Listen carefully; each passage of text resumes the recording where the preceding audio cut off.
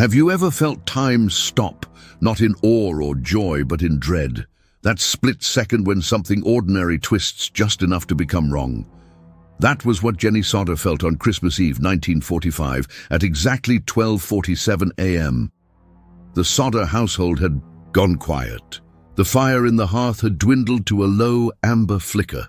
George had already gone to bed, tired from a long day of work.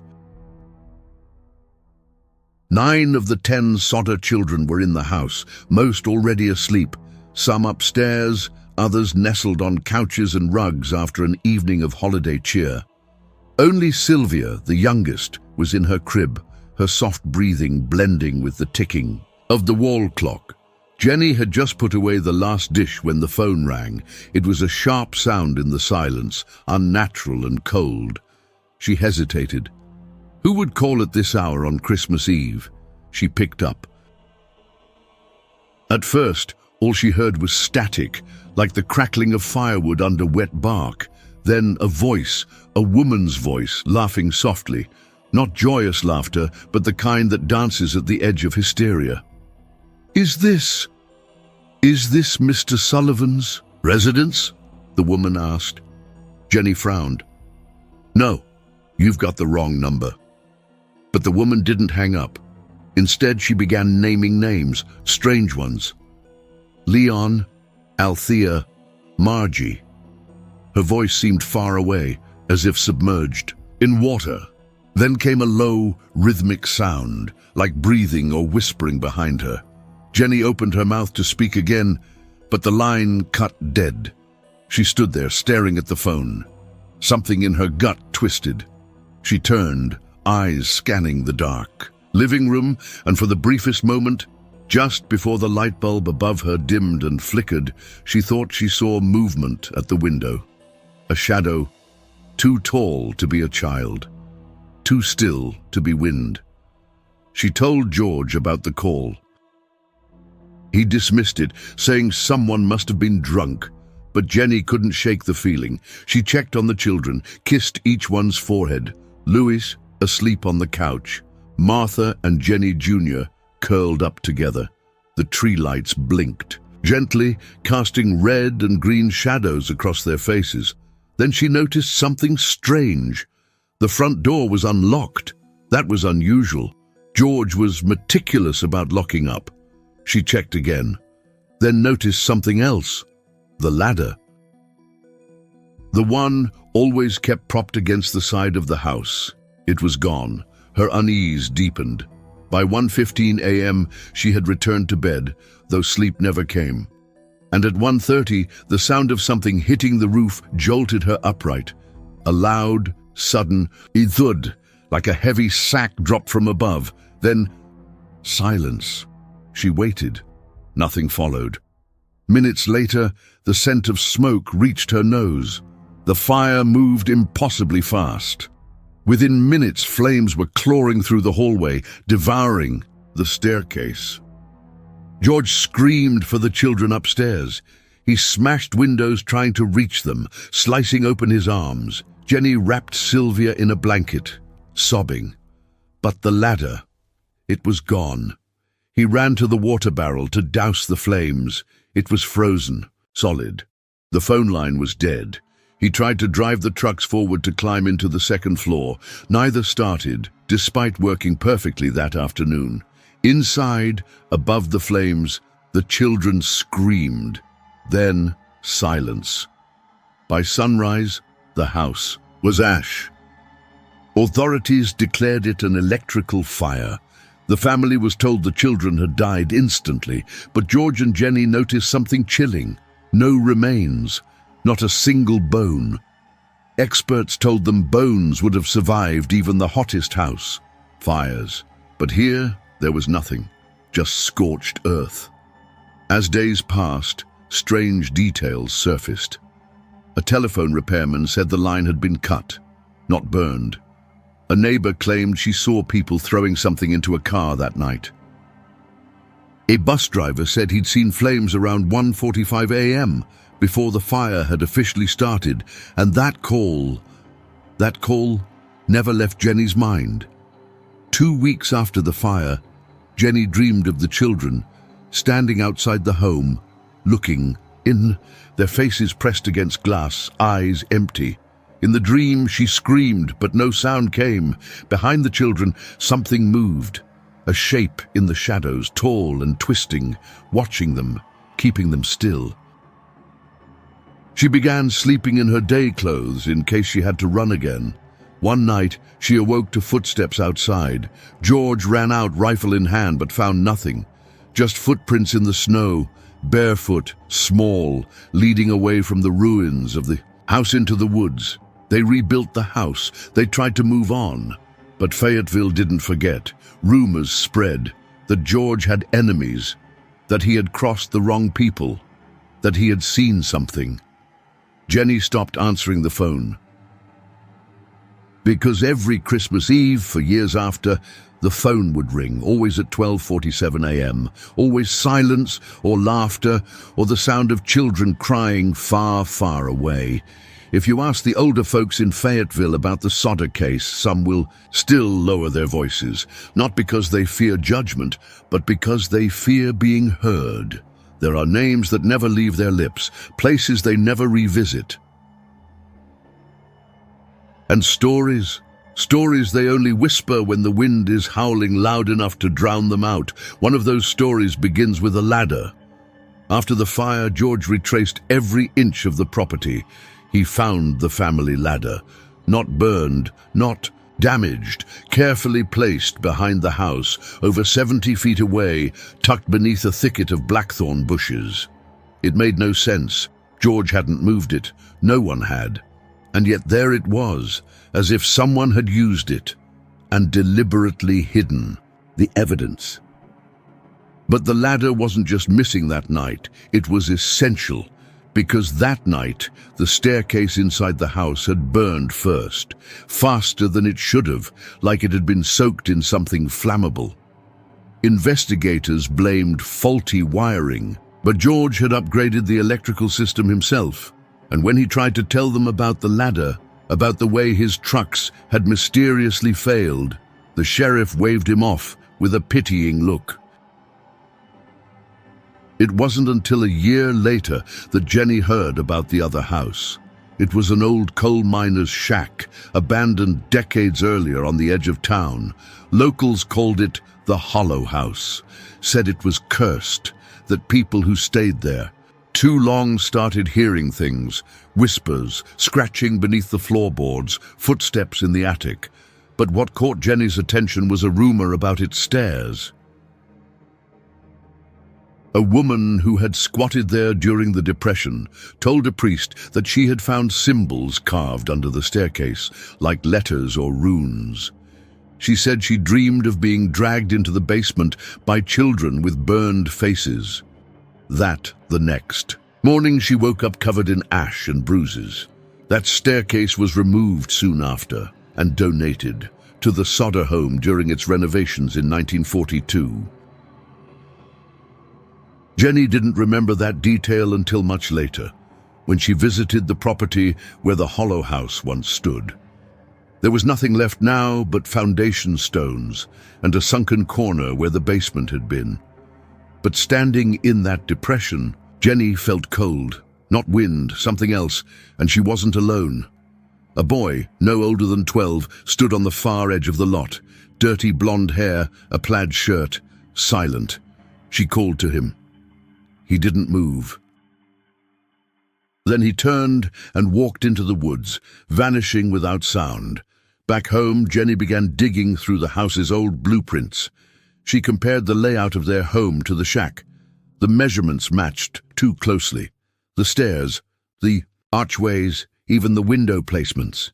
Then she remembered something Sylvia had said before the fire. "There's someone under the stairs." At the time, Jenny had laughed, assuming it was a game.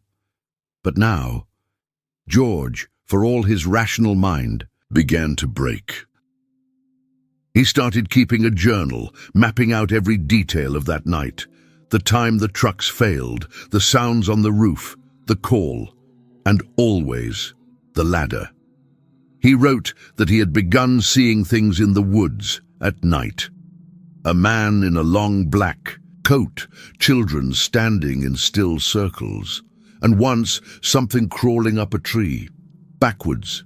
He wasn't alone in noticing strange things. A local pastor confessed that he had found animal bones and ash behind the church near Christmas, arranged in a spiral. At first he thought it was kids, but when he followed the spiral out, it led directly to a ring of scorched earth, the kind left by fire. Then came a visitor, a man in his 60s, face leathered by sun, eyes glassy. He arrived unannounced at the Sodders' rebuilt home, claiming to be a historian, but he wasn't interested in the fire. He asked Jenny point blank, "Do you know about the Mountain Covenant?" When she pressed him, he grew silent, then handed her a folded note. It read, "They were claimed, 5 for the flame, 5 for the silence, that's how it's always been." He left without another word. George searched for him for weeks. No one had seen him in town. No hotel had his name. The car he came in stolen. Jenny began to obsess over old newspapers, property records, land deeds. That's when she found a pattern. Every 25 years, a fire in the region, always around Christmas, always a family. In 1920, the Merricks. 1895, the Tollivers. 1870, the Reeves. Each time, no bodies recovered. Each time, a ladder reported missing. And each time, the homes had all used reclaimed wood from one particular source, the Watterson Mill, the same place the Sodders got theirs in 42, and the Hollow House before that. One evening, while combing through town records, George stumbled upon something buried in the archives, a church ledger from 1869. Inside was a name, Nicholas Franchi. But he wasn't listed as a parishioner. He was listed under Donors of Offering. Beside his name, Ladder of Ascension, accepted. It didn't make sense.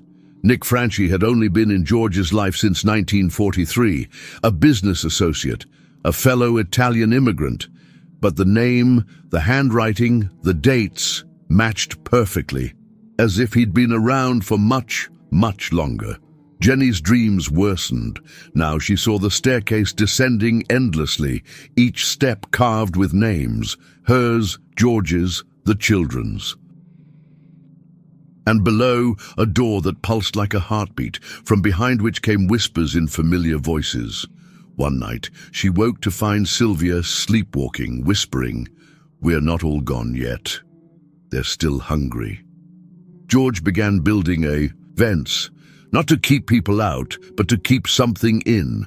But the phone still rang every Christmas Eve, and every time the sound on the other end grew closer. They say no fire burns without leaving a trace. That when flesh meets flame, it leaves something behind, bone, ash, fragments, proof that a body once lived there, but not on Sodder soil, not in that fire. Because what burned that night was never meant to leave proof behind. After months of pressure, local authorities reluctantly agreed to dig through the ruins of the Sodder home. Jenny watched them from the porch, her fingers clenched white around a rosary. She no longer prayed for peace, she prayed for truth. But when the digging was done, nothing was found. No bones, no skulls, no teeth, not even charred fragments of clothing. The chief, embarrassed, tried to explain it away. "It was hot," he said. "Extremely hot. Maybe hot enough to reduce everything to ash." But Jenny had written to a crematorium in Pennsylvania. The director wrote back, "Human bones do not disintegrate in house fires. Even in cremation chambers at 2,000 degrees, bone fragments remain. Always. That fire wasn't natural." Then came the liver. George had been pacing the property when he noticed a patch of earth in the basement that looked disturbed, like someone had recently dug and refilled it. He got a shovel, and barely 2 feet down he found it, a piece of flesh, about the size of a softball wrapped in wax paper. When the fire chief saw it, he claimed it was one of the children's organs. But George, suspicious, sent it for analysis. The results came back. It was beef liver, uncooked, untouched by fire. Someone had buried it there. Someone wanted them to believe the children were dead, but it wasn't a clumsy cover-up. It was something older, more ritualistic. George wasn't a superstitious man, but by now too many things refused logic. The phone calls, the figures in the woods, the dreams Sylvia kept having, dreams where her siblings stood at the foot of her bed, whispering in a language she didn't know. And so he reached out to a man named Elmer Brixley, a war veteran turned folklorist who had returned to West Virginia after the war, claiming the land was full of old sickness. Elmer arrived days later, tall, gaunt, with eyes that didn't blink often enough. He brought maps, old ones. One of them showed a burial grid laid over the mountains, used by settlers to mark no-go zones. Each square had a rune. Each rune had a purpose. The spot where the Sodder house once stood, marked with the rune. For Feuerseele, a fire soul. Elmer explained what few dared speak aloud. There were entities buried in these mountains, not ghosts, not demons, feeders, beings that dwelled in thresholds, in attics, under stairs, in crawl spaces, feeding on grief, fear, and flame. He called them ash-takers, said they leave no body, just silence, and the only way to call them was through ritual. A pact. Jenny's mind went back to the ladder, the cut phone lines, the figure she saw at the window that night. And then to Nick Franchi, the man who'd argued with George about political duties, the man who knew George had publicly criticized Mussolini, the man who disappeared from Fayetteville the week after the fire and was never seen again. Jenny found a photo of him from a 1943 business luncheon. She took it to a church elder. The man stared at it for a long time. Then he said something that made Jenny drop the frame. That's Nicholas Franchi, but not from 43, from 93. And before that, from 19, he doesn't age. George searched his records, found Franchi's old lease agreement for an apartment in town. The landlord had kept a box of things left behind. Inside was a black journal, leather-bound, smelling, faintly of sulfur. Most of it was in Latin, but one page stood out, written in English. To secure the silence of fire, offer 5 with blood. To bar the door, bury the heart of a beast. To preserve the illusion, make the world forget. Jenny realized the liver was not a deception. It was an offering, the kind you bury to seal a deal. But there was one last revelation. A hunter came forward. He had been out near the old coal trail weeks after the fire, deep in the woods, where the tree line breaks into shadow. He'd found something in a cave, children's shoes, 5 pairs, all neatly placed in a row, and scratched into the stone above the entrance. They burn clean. He never returned to that trail again. The house was long gone, but the land still pulsed with something unnatural. No grass grew there, not even weeds. Birds wouldn't nest in the trees nearby. Animals passed around it, and every December, around midnight, the soil warmed. Jenny tested it with a thermometer. On December 24th, at 12:47 a.m., exactly when the fire had started years before, the earth reached 192 Tundigo, as if the fire remembered. George started building a shrine, not of crosses, not of angels, but of mirrors. He placed them facing outward in a circle where the house once stood, based on something Elmer had told him. Reflections confuse the ash-takers. They can't anchor where the soul won't face itself. He didn't know if it would work. But that year, for the first time, the phone didn't ring. Jenny, exhausted and hollow, sat by the window that Christmas Eve. Sylvia was asleep. George was outside, adjusting the mirrors, whispering to himself. And then she saw them. In the woods, beyond the trees, 5 small figures, standing still, watching. She didn't scream, she didn't blink, because in that moment she understood. They weren't trying to come home. They were waiting to see who the fire would take next. They never stopped looking, not really. Even after the case went cold, after the investigations dried up and the media moved on, George and Jenny kept searching for any clue, any whisper, any name. And then in 1967, more than 2 decades after the fire, they received a letter. It was postmarked from Kentucky, no return address. Inside was a single photograph, worn, creased, yellowed at the edges. It showed a young man standing in front of a brick wall, unsmiling. He looked around 30, short, dark hair, strong jaw, deep-set eyes that Jenny would have recognized anywhere. On the back, written in scrawled handwriting, Louis Sodder, I love Brother Frankie. Ilil boys. A9132 or 35.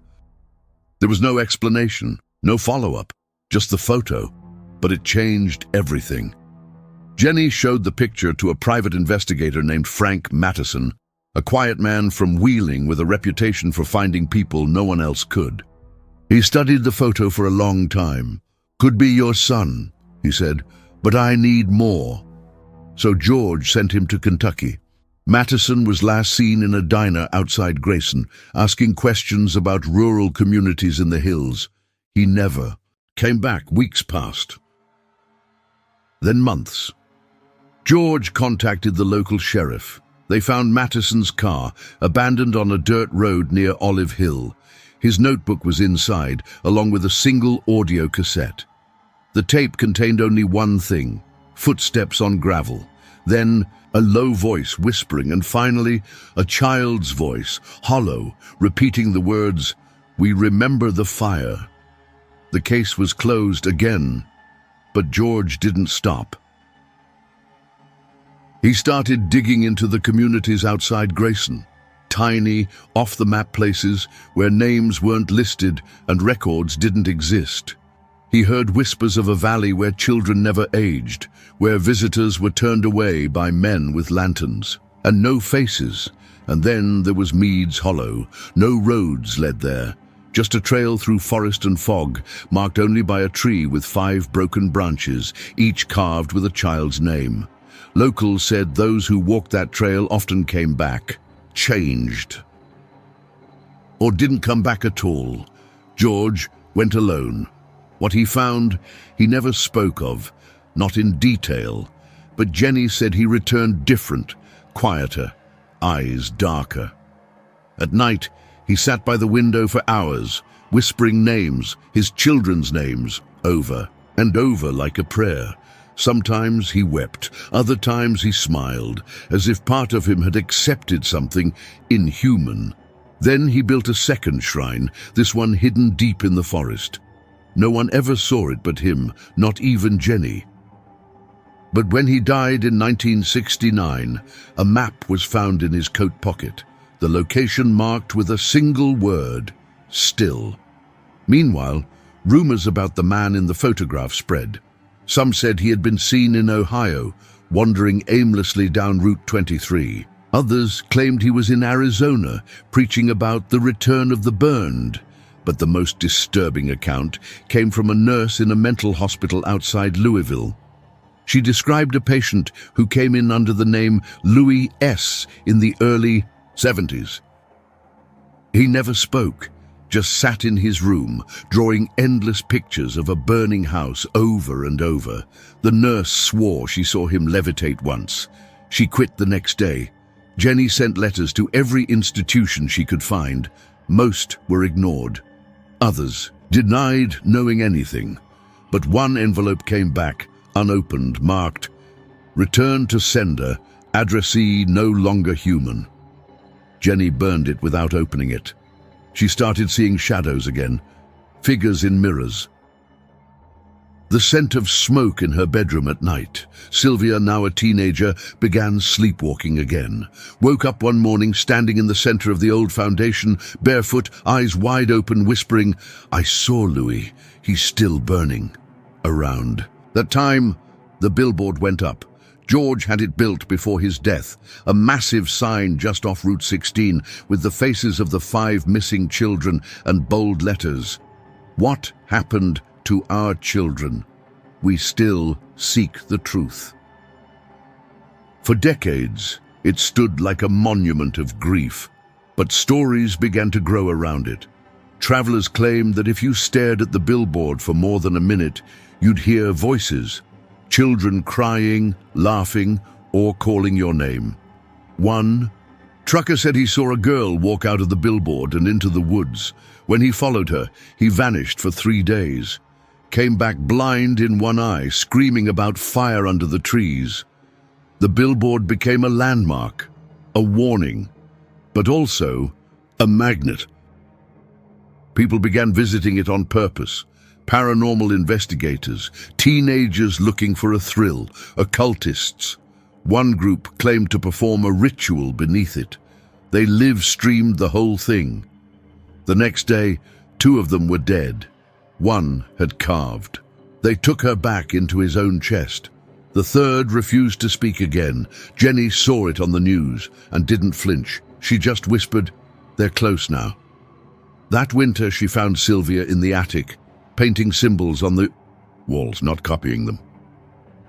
Drawing them from memory, symbols that matched those found beneath the staircase of the hollow house.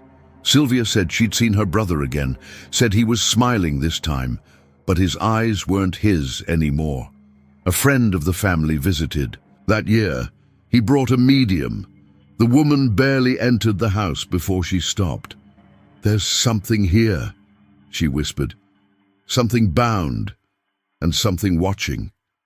In the basement, she began convulsing, then laughed, and said in a child's voice, "We miss the fire, it was warm." She fled the house, refused to return. Jenny started sleeping during the day. She stayed awake all night, listening. The phone never rang anymore. But sometimes the dial tone clicked on by itself, and when it did, you could hear faint breathing on the line, like someone was always trying to call, but had forgotten how. She knew the end was near when she found Sylvia standing in the field, arms outstretched, eyes closed. "Did you hear it?" Sylvia asked. "Hear what, darling?" "The match." She kept it hidden for 44 years, a small leather-bound book, worn thin at the corners, the pages yellowed with age and the cover marked only with the initials, J.S. When Jenny Sodder passed away in 1989, Sylvia, now a mother herself, found the book tucked behind a loose board beneath her mother's bed. She opened it expecting grief. What she found was a confession, a ritual, and the truth, or what was left of it. It began like a prayer. I begged them. I gave them names. I gave them blood, but the fire still came. Sylvia sat on the floor and read every page. Her hands trembled. Her mouth went dry. It wasn't just mourning. It was guilt. Jenny had known, maybe not everything, but enough. There had been an old woman, Zia Carlotta, who lived on the edge of Beckley, one of the last to speak the mountain dialects of southern Italy, a folk healer, a whisperer of things best left unsaid. Jenny had visited her 2 weeks before the fire. George was worried. He had made enemies. Strange men had watched the house. A visitor had warned him to be silent. And then the dreams started. So Jenny asked Carlotta for protection. The woman said she could give it, but all protection comes with a price. And when Jenny hesitated, Carlotta said this, "You can't save them all, but maybe you can choose which ones burn." Jenny didn't answer. She ran. But that night, she dreamed of 5 doors. Behind each, a child, 4 crying, 1 smiling, and something moving in the firelight, waiting, impatient. The journal described her desperation. The calls, the signs, the dream where her children spoke in one voice, "Give us back." And then, the page that Sylvia could barely read through her tears. Christmas Eve. I lit the fire early. I left the front door unlocked. I heard the call come in, but it wasn't the phone. It was the choosing. She never said it outright. Never wrote the words I offered them, but the silence between the lines screamed louder than flame, and the final entry, dated years later. They never stopped watching. Every time I saw them, they looked less like my children, and more like what took them. If they ever return to the house, they won't come alone. Sylvia burned the journal, or so she thought, but weeks later, its pages reappeared in her nightstand drawer, still smelling of smoke. Now a mother herself, Sylvia felt the cycle begin again. The strange phone calls, her son waking up screaming, "They're behind the mirror." Ash in the corners of the living room, the old billboard near Route 16, long since decayed, suddenly restored, fresh paint, vibrant colors. No one knew who had fixed it.